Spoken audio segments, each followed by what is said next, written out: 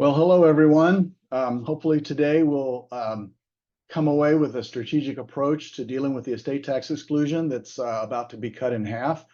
As you'll see on the screen here, this is sort of an overview of what we're going to try to do today, sort of an introduction, then talk about the sunset of the estate tax exclusion, then some techniques that can be used to reduce estate tax, and then if we have time, some techniques that give you some flexibility, and then answer your questions.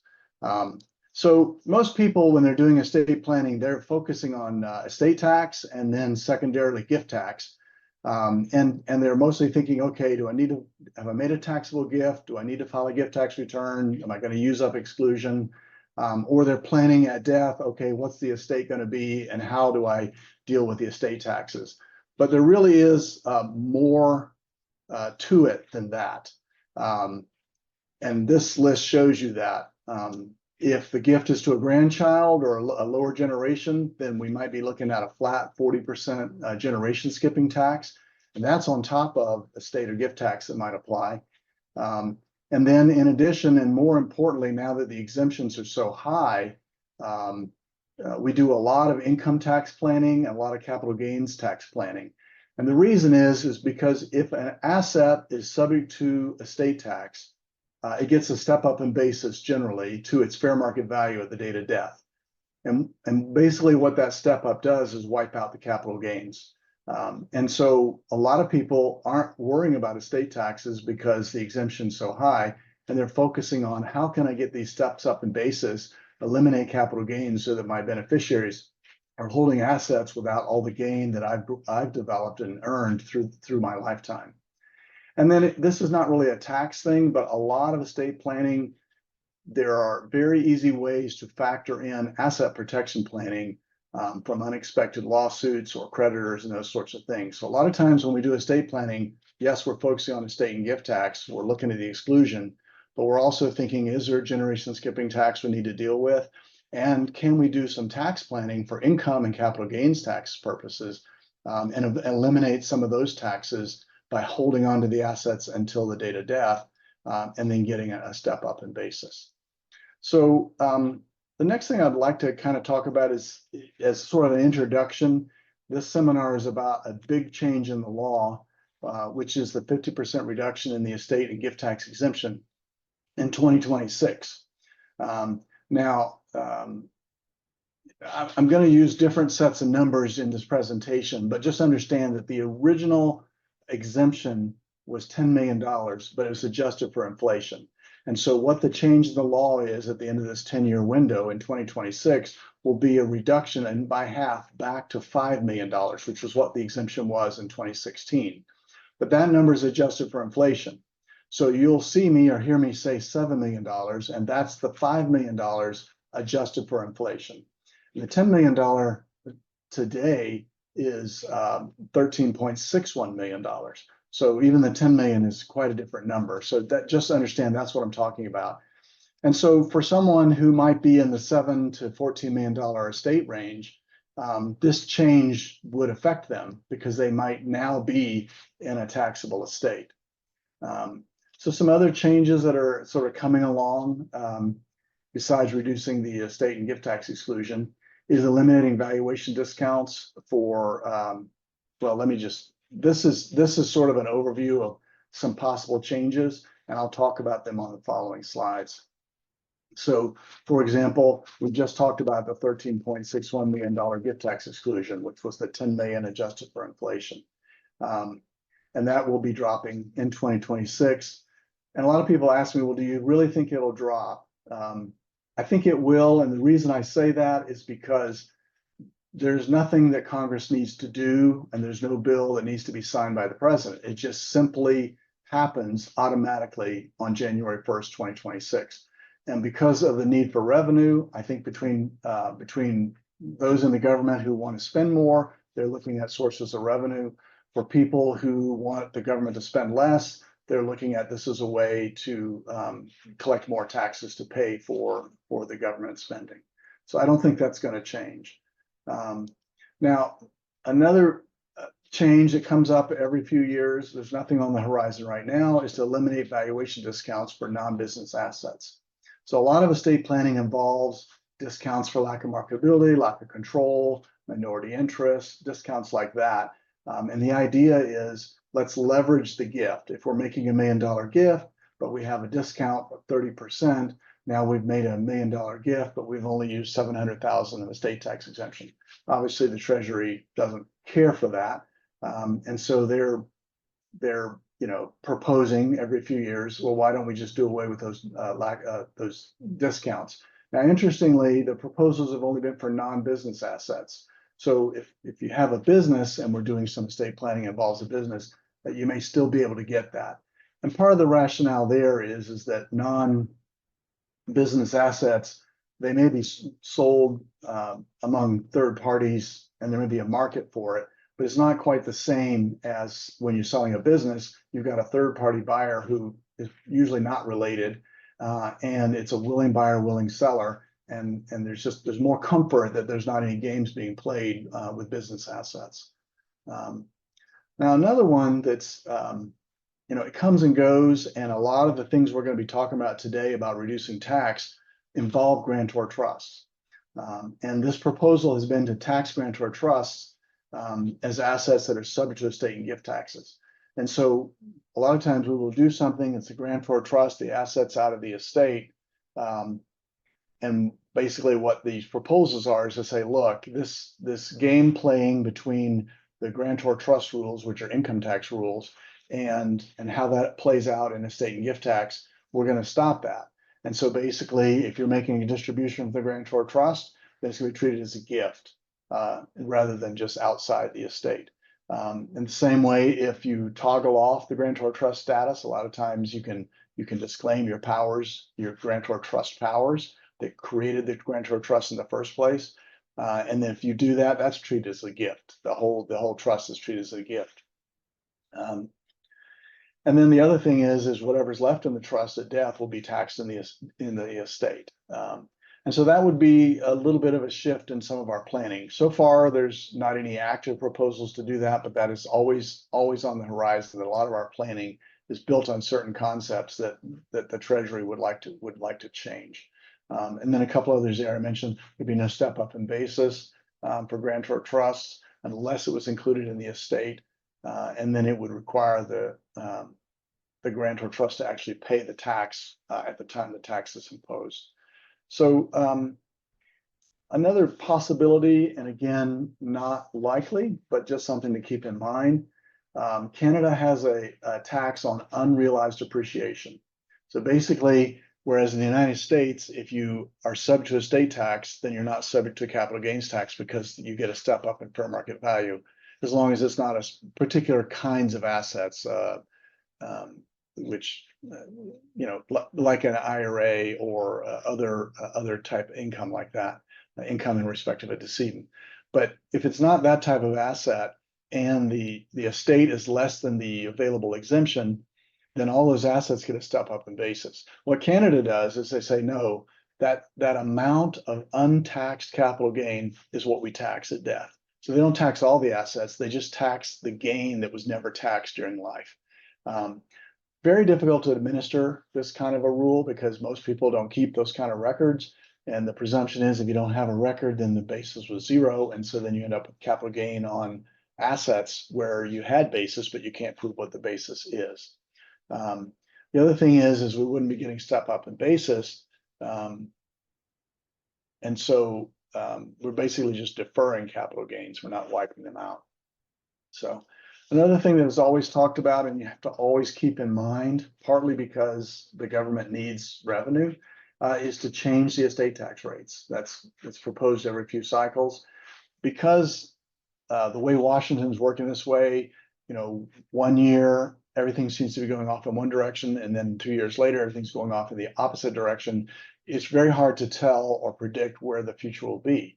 But the right circumstances, you could have Congress passing a change in the top estate tax bracket, say from 40% to 45% or even higher. And as I say there on the slide, that's the 45% rate would be kicking in when someone had $1 million of assets. So if they had over 7 million, so they had a taxable estate, they would be in that 45% bracket when they paid the excess above the 7 million exemption that they had. And then there's also extra proposals to sort of put a surcharge on top of super large estates. And that bracket has been proposed as high as 65%. Now, again, it's not that anyone's proposing these right now, but a lot of these proposals have already been vetted by the Congressional Budget Office. And so they already know, okay, if we do this change, it will raise X dollars. And just some of you may recall in 2019, Christmas Eve 2019, the Secure Act basically changed the rule for IRAs, and all of our planning for stretch IRAs was reduced to a 10-year period. And the reason being is because if you reduced it to a 10-year period, instead of the life expectancy of the beneficiaries, there would be income tax being collected on those out years. And that proposal had already been pre-vetted. And so Congress knew if we just drop this into this bill, which was part of something else, we will raise X amount of revenue and we'll be able to pay for the different things that are in this bill. And so you always have to worry that some of these bills, which are already pre-vetted, will just get dropped in somewhere and the rates will change. The other thing is, we talk about and we set up trusts nowadays, oftentimes for the lifetime of children to save them from estate tax at their death and to save them from creditors or divorce. And then we set it up as a dynasty trust so that it goes on for the life expectancy of the beneficiaries, and then they inherit it, the next generation inherits it. And under Florida's current law, that could go on for as many as 1,000 years. And basically, we talk about the Kennedys and the Rockefellers. These are these trusts that don't ever pay estate tax, and they go on for generation after generation. So one of the things that's been discussed is, hey, let's just tax these sooner. Let's say, for example, there was a proposal by Bernie Sanders that basically said every 50 years, a trust has to be taxed, no matter what. And so you can't just go out for 1,000 years without anyone ever paying estate tax.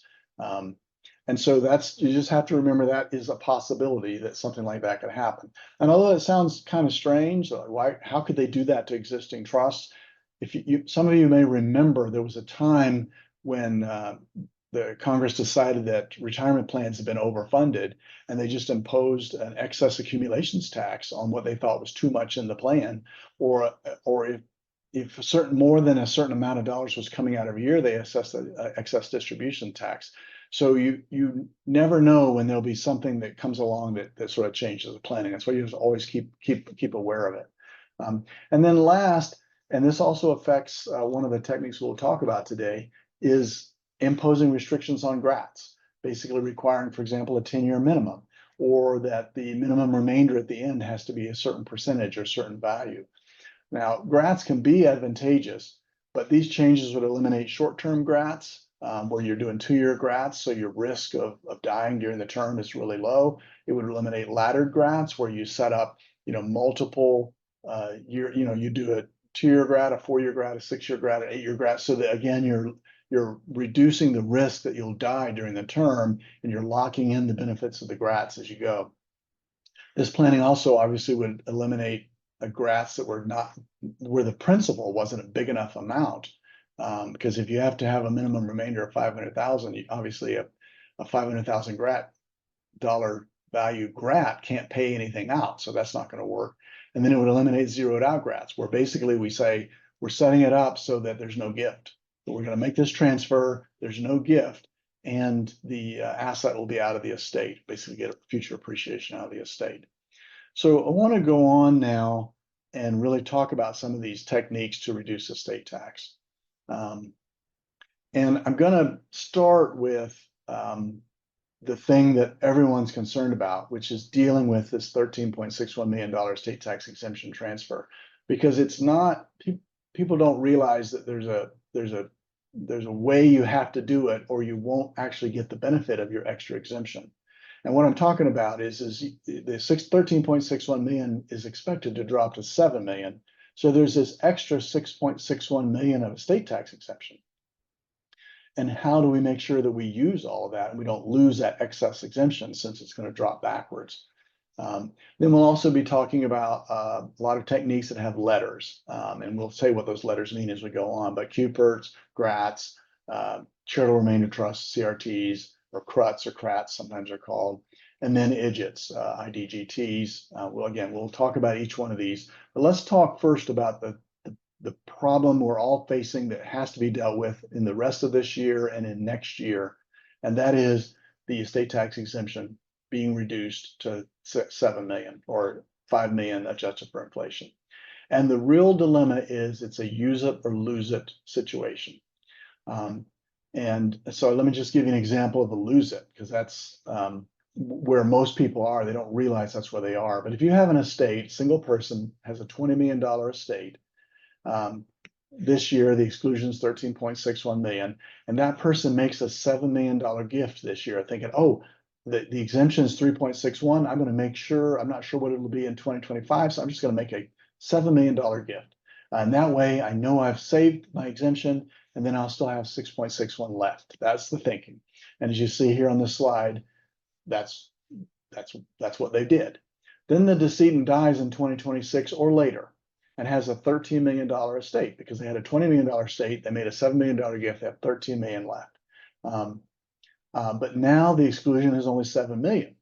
So after they deduct the 7 million from their estate when they died, there's zero exclusion available.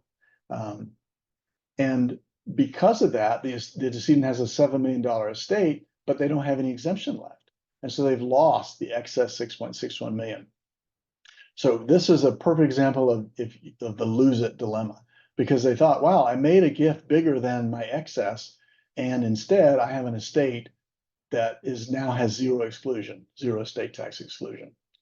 Let me give an opposite example. This is an example of the use it. So how do we do this where we're actually using it? Same example. I'm going to keep all the numbers the same.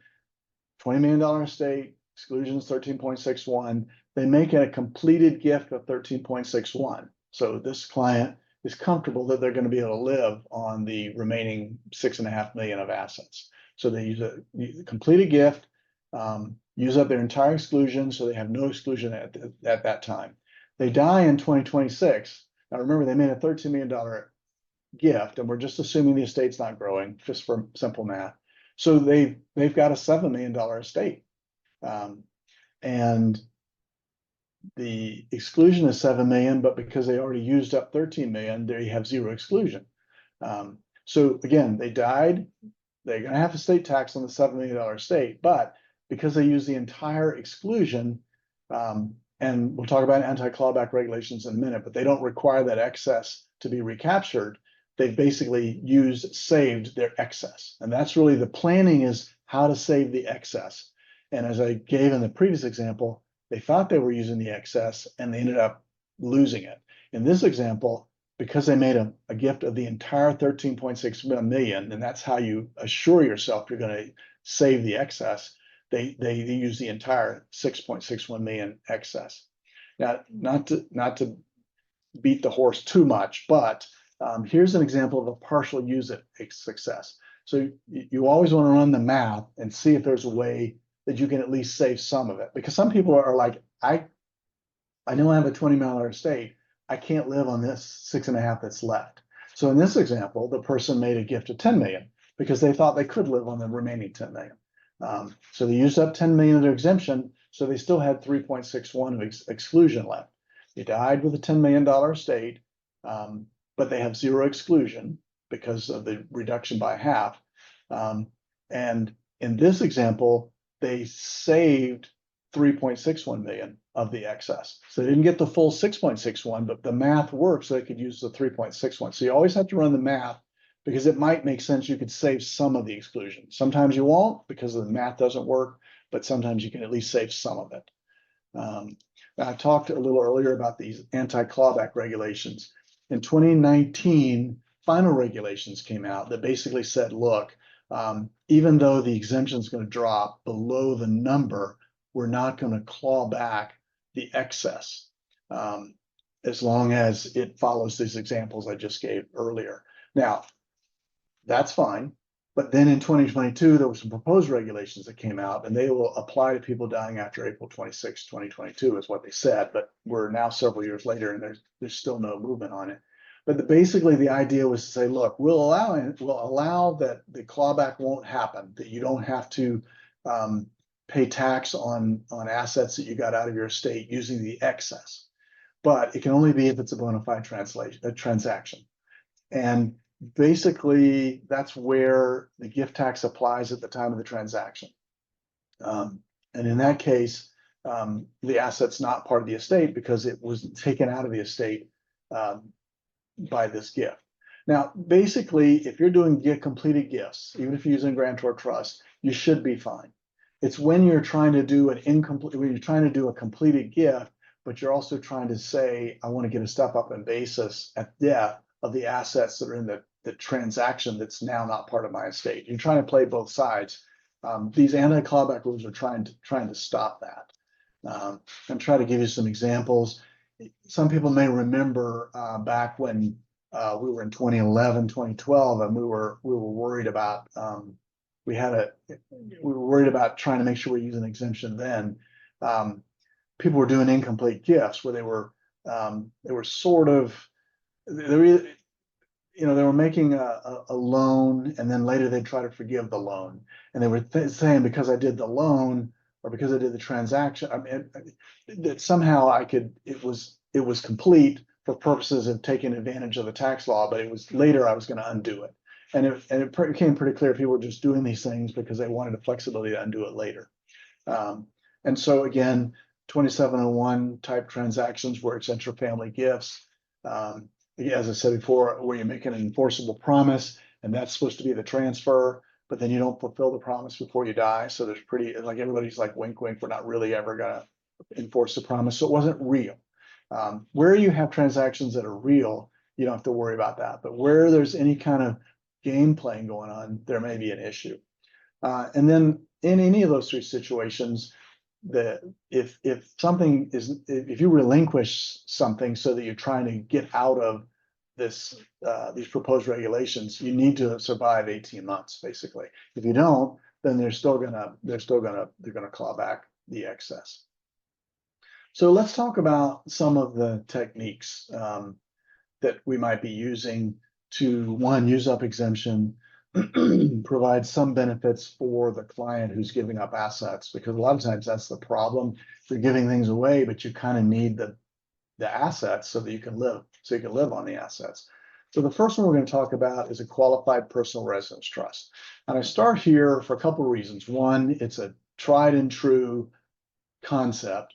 It's in the tax code, and pretty much everyone owns a home. And so QPRT, we call them qualified personal residence trust. And basically, you're just trying to make sure you follow the rules of what a QPRT is. Basically, all these techniques are an irrevocable transfer. In this case, it can be your personal residence, or it can be a vacation home. And you put it into trust irrevocably, and you basically retain a term of years. And what you're doing is you're retaining a term of years so you can reduce the remainder gift. Because when you set it up, you're doing a gift of the remainder to your beneficiaries. Typically, QPRTs, it's your children. And it may be in trust for your children, but that's sort of the technique. And because if you retain, say, a term of years for 10 years, now you've eliminated, you've basically said the gift of the remainder is less because I'm keeping the 10 years up front. And then, as I said, the goal is to reduce the total value of the gift, and that leaves more exclusion for other uses. Now, to make it work, you've got to outlive the term. So depending on your age, you're going to pick a term that you think you're going to outlive. Now, the good news is, other than the cost to set it up, if you don't outlive the term, the exclusion you used for the gift comes back, and you get to at least keep it. But the problem is what you're trying to do with the QPRT is get the future appreciation of the value of the home out of your estate. So you want to outlive the term so that all the future appreciation from the date you made the gift is outside the estate. And the way this technique works, you only have to value it once a year. So you have to do an appraisal at the time, and then that's it. Now, some people say, well, wait, at the end of the term, what happens? I want to stay in my house. Well, normally we set these up so that you can stay in the house as long as you pay fair market rent. A lot of people are like, well, wait, I don't want to pay fair market rent. The rent on this house will be very expensive. Well, remember, we're trying to do estate planning to get assets out of your estate. And so if you can make fair market rent payments to your children or to a trust for your children, that's not a gift. So you're not using up exclusion. but it is reducing the size of your estate because you're having to pay the rent out. So it's actually a good thing to do that. Obviously, the other alternative is you can always move out of the house and then you can quit paying rent, but you'll have to, obviously, you either be living in another house or you'll be paying rent somewhere else. So again, some techniques you can use to make that work. So let me just give an example. I mean, all these examples try to use the same assumptions so that you can just sort of, plug and play them from technique to technique. The other thing is you can use the $1 million and you can just ratio it. So you can go to 10 million if that makes sense, or you can go to 500,000. You can just do the ratios. That's why I'm using that number. So in this example, we have a house, it's worth $1 million. The donor is 70 years old, and we think he or she's going to live to be 80. So we say, we think 85. So we're going to do a 10-year term, and we're going to assume the house is increasing by 3% per year. Now, I picked that for a couple reasons, or 3 reasons actually. One, in Florida, the Save Our Homes caps the increases in value by 3% per year. And so I'm just going to go with that.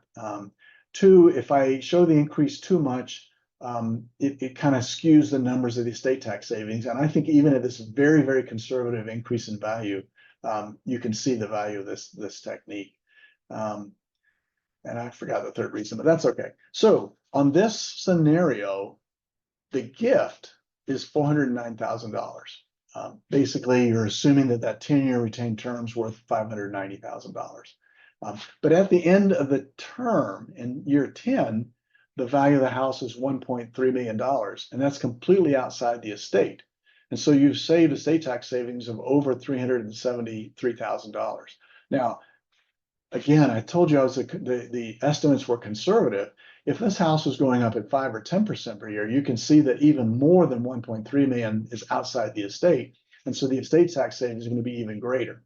I used very conservative estimates because I wanted you to be able to see, okay, if I have a client in good health, I think he or she's going to live to be past 80, I could get the house out of the estate. And I'm getting $1 million asset out today. I'm only using 400,000 of estate tax exemption, so I've really leveraged the gift. And truthfully, I'm going to get way more in value out at the end. Plus, I'll be paying fair market rent if I want to stay in the house. So that's the QPRT example. Now, another technique, and this is basically a QPRT, but we're using like stocks or brokerage type assets. We're using cash assets or a stock. A GRAT, it's called a grantor retained annuity trust.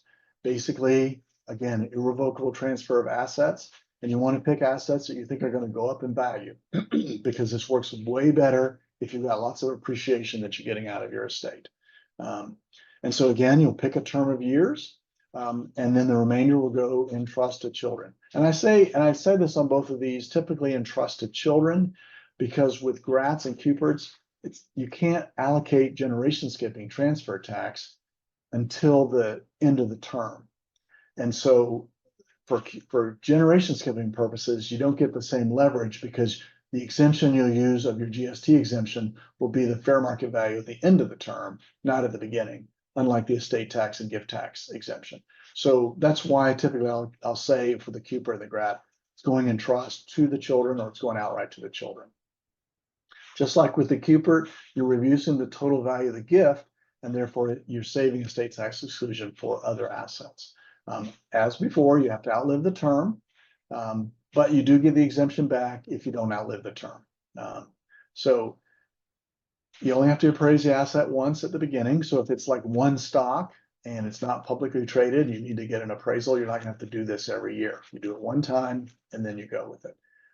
As I mentioned earlier, the law hasn't been changed yet. So sometimes if someone's worried, well, maybe I won't outlive a 10-year term, they'll do laddered GRATs where they'll take the stock, they'll split it into 5 shares, 5 portions, and they'll put one portion in a 2-year GRAT, one portion in a 4-year GRAT, one portion in a 6-year, 8-year, 10-year.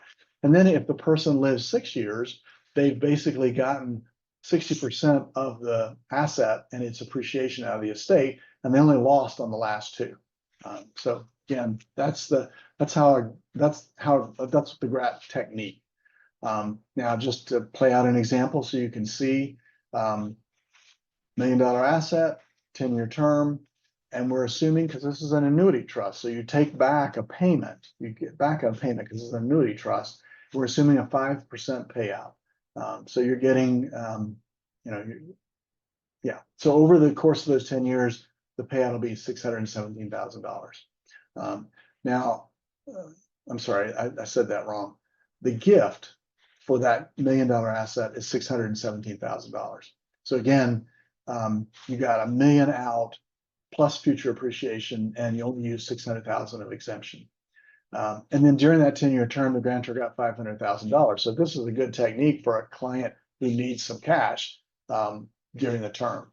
But at the end of the 10-year term, even with the payments, $1,447,000 of assets are outside the estate. And again, this is assuming 8% growth, so a little bit higher growth assumption. But again, you don't really want to do this technique if you don't think you're going to get future appreciation out of the estate. And obviously, if this is a high flying asset that really does well, it might be more than the 1.57 million. So the next technique is a charitable remainder trust, CRT. There are a couple of kinds. There's an annuity trust, which pays out a set annuity amount every year, and there's a uni trust, which pays a percentage of the trust each year. And basically, as before, you're transferring assets to a trust. You're retaining a term of years, or more typically, you're retaining the income from the assets for life, with the remainder passing to charity. And because the remainder goes to charity, this trust, even though you've retained income for life, there's no estate tax because it's passing to charity. You get a charitable deduction against that asset. If it's a CRAT, an annuity, you don't have ongoing appraisals. So if you have a hard to value asset where you don't want to keep doing appraisals every year, you do a CRAT, and then you would set it in stone from the first year. If you have an easy asset like a publicly traded stock, then you might do a uni trust. And the advantage of a uni trust is it's a percentage of the value of the asset as of December 31 of the prior year. So if, especially when inflation is going on, stocks are going up in value just to hedge, just to keep up with inflation. So not only can you hedge against the inflation, but you get a bigger unit trust payment as the stock grows in value. And you can also zero out the gift. So if you're out of exclusion, you could do a charitable remainder trust, benefit a charity, keep a flow of funds for your life as long as there's an estimated 10% remainder to charity at the end. So let me give you an example of a CRUT, charitable remainder unit trust. 65-year-old client where assets are $1 million. You get an immediate income tax deduction of over $460,000. Again, based on the assumption, based on the remainder gift to charity. And then during the lifetime, the client received over $1 million of assets. And then the remainder will go to charity. And it'll be about $673,000 on this example. Now, there are some rules. You have to be careful with super young beneficiaries because you have to have a 10% minimum benefit to charity. And so that doesn't always work if you have a really young beneficiary. Someone in their 20s as an example. Now I want to turn the table around because people talk about charitable remainder trusts all the time. And basically the idea is you make a gift into a trust, you retain a benefit for yourself or for your family. If you do it for family, obviously there's a gift then, but the gift is leveraged because the remainder is going to charity, and then remainder to charity. This concept, this CLAT or charitable lead annuity trust, is the opposite. The charity is up front. So it's you just have to change the way you think about charitable trust, because here you're making an irrevocable trust of assets. But you're gifting the lifetime benefit to charity, not to yourself or to your children, with the remainder back to the family. And if it's remainder to yourself, then there's no gift. If it's remainder to family, then there'll be a gift on the remainder portion. But again, the tax is less because you're reducing the tax by the 10-year lead for the charity. And then the asset only has to be appraised at the beginning and doesn't have to be revalued every year. There's a couple of notes here about if the law changes. some of the things, because there's so much uncertainty about where Congress may be, and then that creates its own uncertainty about what the law might be in the future. The beauty of a charitable lead trust is it gives you some income tax planning if the income tax rates go higher, but it also is doing some estate tax planning because it's getting assets out of your estate. So let me just give you an example of a CLAT. Again, 65-year-old client, $1 million asset, 10-year term upfront to charity. You get an immediate income tax deduction of over $600,000. The charity is getting about $500,000 during the 10-year term. And the remainder to beneficiaries is over $1.4 million. And again, that can be outside the estate, depending on how you did the planning. So the next technique is not actually an estate or gift tax technique, but it's a very important one, especially if someone's out of exemption.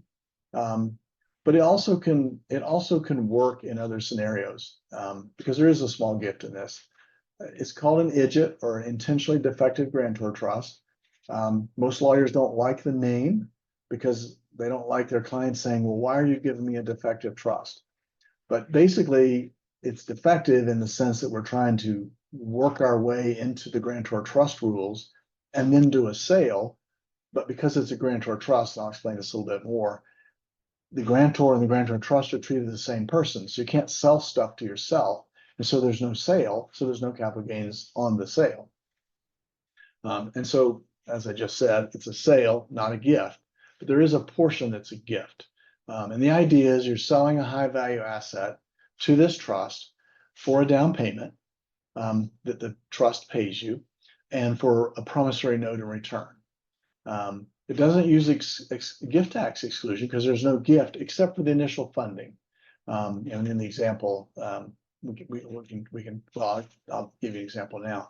Because you're not using, let me back up. This initial funding traditionally is 10% of the, it traditionally is 10% of the, I'm sorry, traditionally, and again, there's no tax code for this. This is not tax code stuff. This is just a concept that we use, especially if we're worried about running out of exemption. But basically you gift in and the assumption is 10% is enough. And the reason you're gifting in 10% of the cash of the total value of the deal is because you're trying to make sure that you're trying to make sure that the trust has bona fides, that it could actually enter into a promissory note for a high value asset. So let's say you were doing a $1 million asset into the trust. Well, and then you're going to pay 10%, say you're going to pay 5% down and then give a promissory note for the $950,000 balance. Well, if the trust has no assets, how's it going to make those payments? Now, the other part of this trust, the other part of this technique you have to have is an asset that's kicking off cash. It has to kick off enough cash to make the note payments. But basically, what happens is you gift in, say, $100,000 into the trust. That's a taxable gift. You'll pay, you'll use $100,000 of exclusion.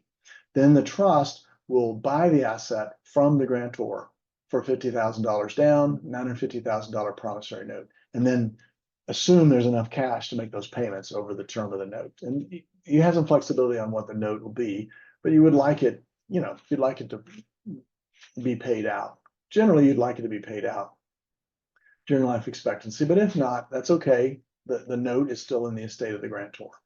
And so you're not using very much estate tax exclusion and the assets out of the estate. Now, you can have a prearranged plan, but the other part of this technique is if the law doesn't change, you could decide to make a gift of the note later. Or if the exclusions stay the same or went up, you could use exclusion to gift the note to the trust and then make it go away.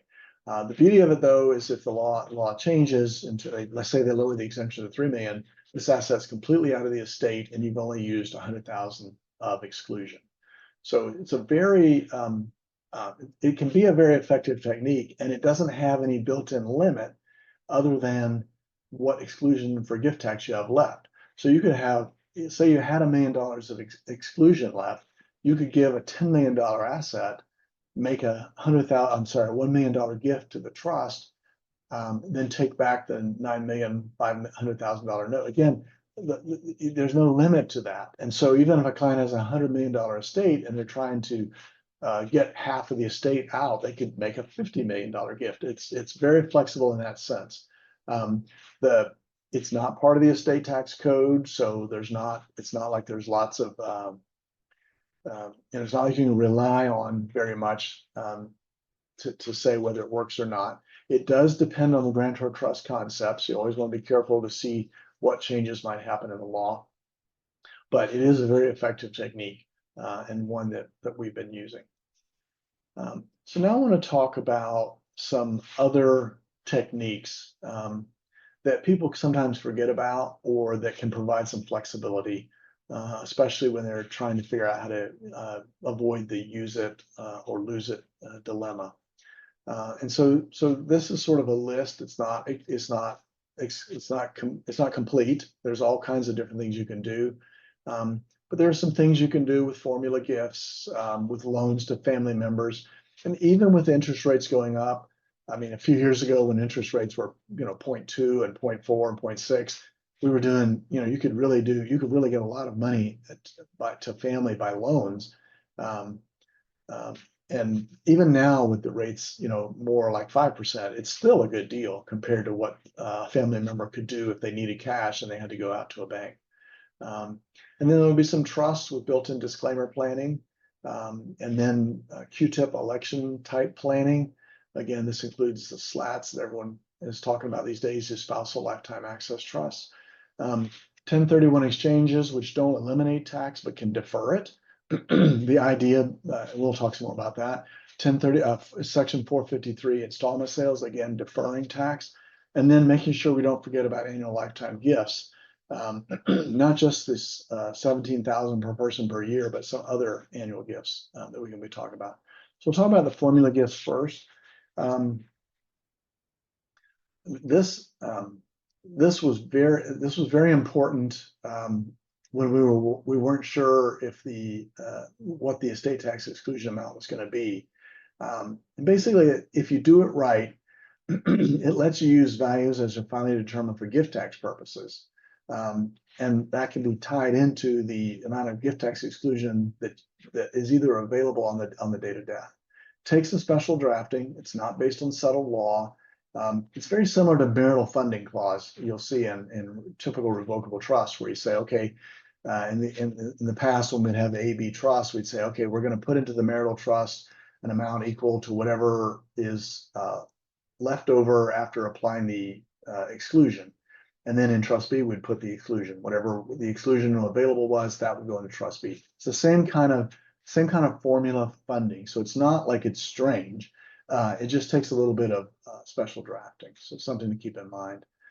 Now, I mentioned before loans to family members or to a trust for their benefit.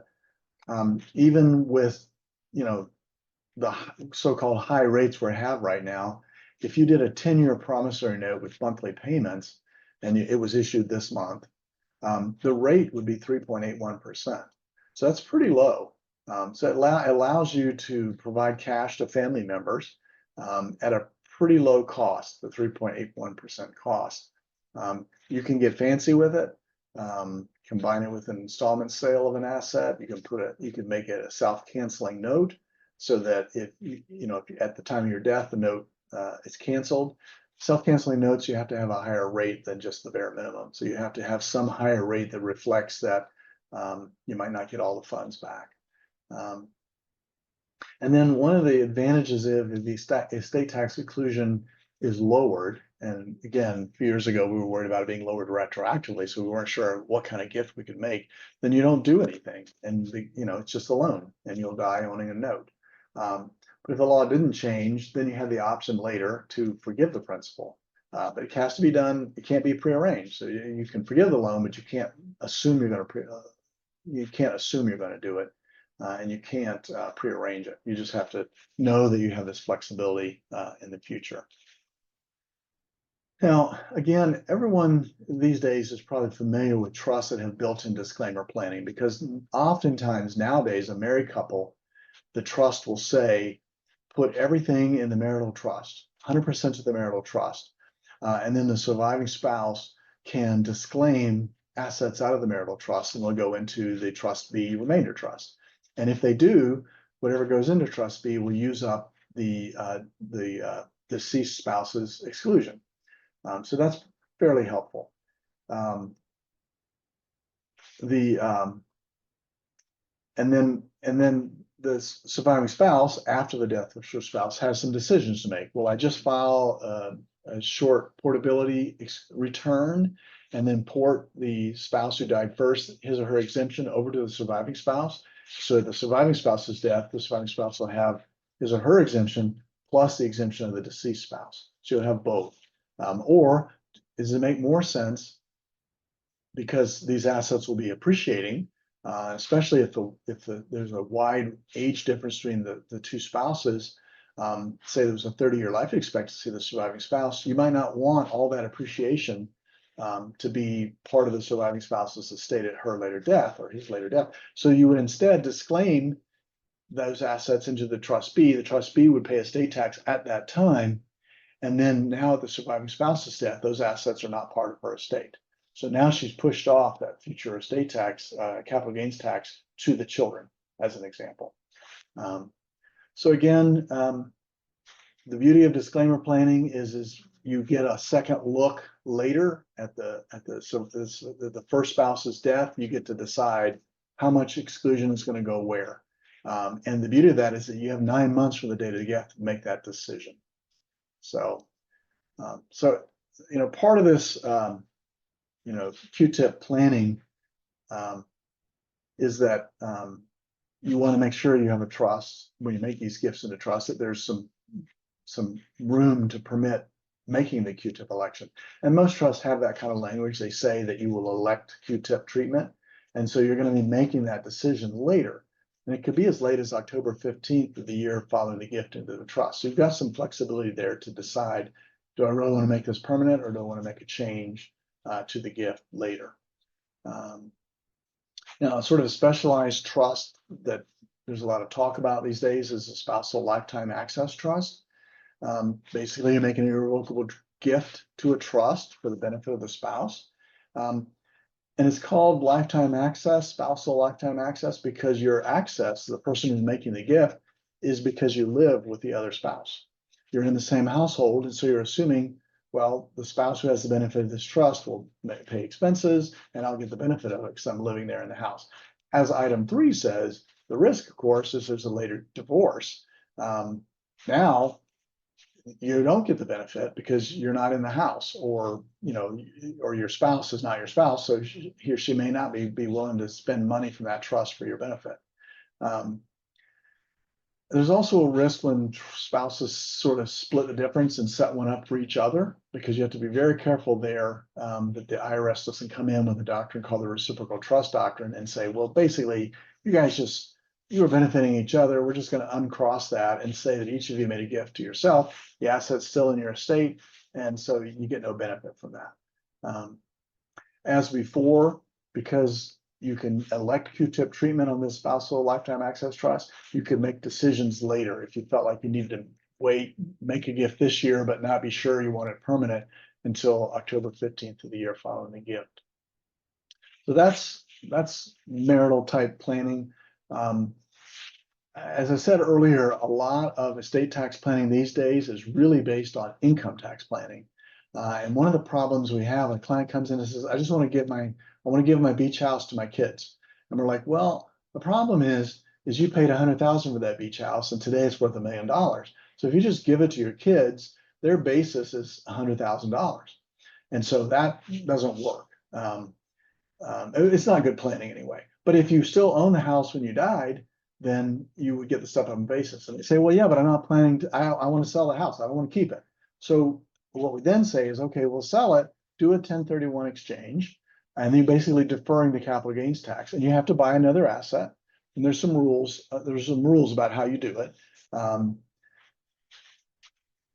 But you do the like-kind exchange. You identify the replacement property in 45 days, you have to close within 180 days. But what happened is you swapped out this asset with 900,000 of capital gains for a new asset that gets a carryover basis, basically. So you still have 900,000 of capital gains. Then you die with that asset, you get a step up in basis to its then fair market value.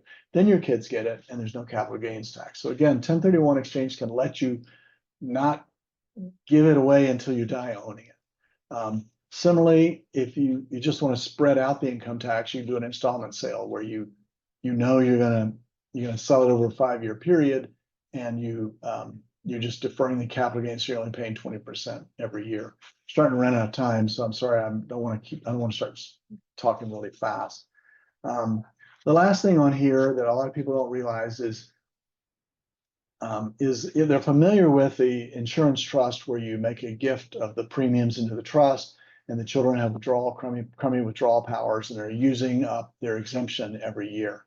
But if you have undervalued assets, these non-taxable types of gifts, 18,000 per person, are leveraged, and so that's the beauty of the insurance trust. And because you're under 18,000 per person, that's the number this year. It's adjusted for inflation.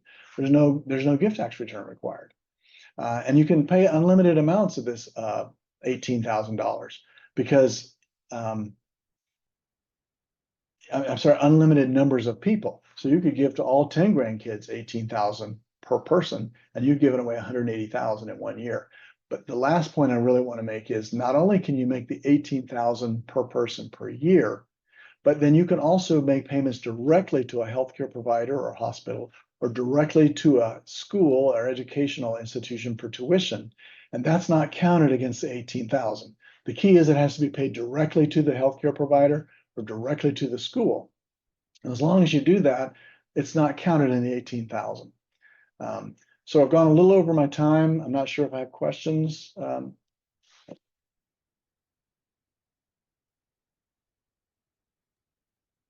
We have no questions, Tom. Okay, I don't see any in the chat. So okay, well, again, if you have clients who look like their estates are going to exceed 7 million for a single person or 14 million for a married couple, they should be thinking about doing some planning because they're going to have estate tax come 2026. And a lot of clients don't think about that life insurance is included in their estate at face amount, and IRAs are included at face amount. So a lot of times people think, well, I don't have a taxable estate. But then when you add in the value of their life insurance at face, not at cash value, and their IRAs, they do exceed those limits. So hopefully some of these techniques will be things that you can use to help your clients reduce their estate tax exposure.